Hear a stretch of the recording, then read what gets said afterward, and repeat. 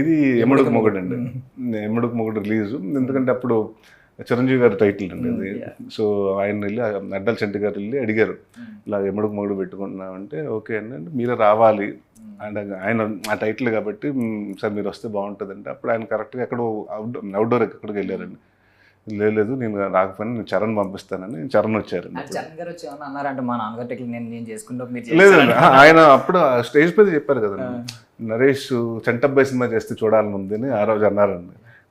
Comedy cinema నాన్నగారు ఆయన చిరంజీవి గారు చంటబ్బాయి కదండి జంజాల గారిది. ఆ సినిమా ఎప్పుడైనా నువ్వు చేస్తే బాగుంటుంది అలాంటిది చేయాలని తను చెప్పాడండి తను ఆ రోజు.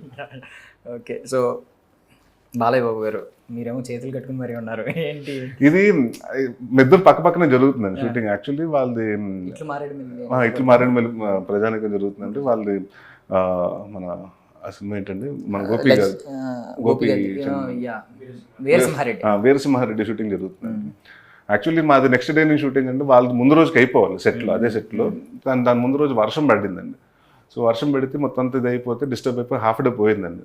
సో బాలకృష్ణ గారు అడిగితే లేదంటే రేపు సెట్ లేదంటే ఎవరిదంటే నరేష్ అంటే నేను చెప్పారని చెప్పని వాళ్ళు ఈ సైడ్ చేసుకున్నారంటే మేము అంటే ఆ ఒక్కరోజు మేము అంటే ఒక హాఫ్ డే వాళ్ళు వర్క్ కావాలంటే ఒక వన్ సైడ్ వాళ్ళకి వదిలేసామండి, ఇంకో సైడ్ మేము చేసుకుంటున్నాం.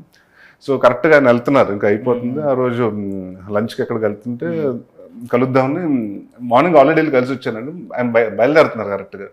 సో రండి బాలకృష్ణ గారు బయలుదేరుతారంటే జస్ట్ సెండ్ ఆఫ్ ఇవ్వడానికి వచ్చాను.